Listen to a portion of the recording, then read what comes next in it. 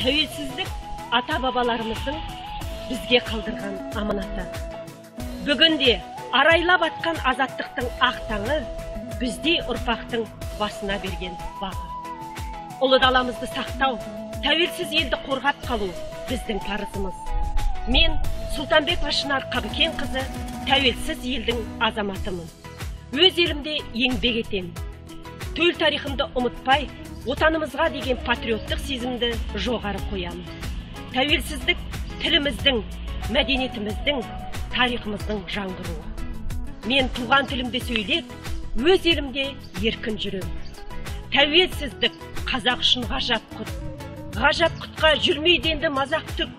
Бөрі мінез бабалардың арманы, айналайын алтын қанат азаттық.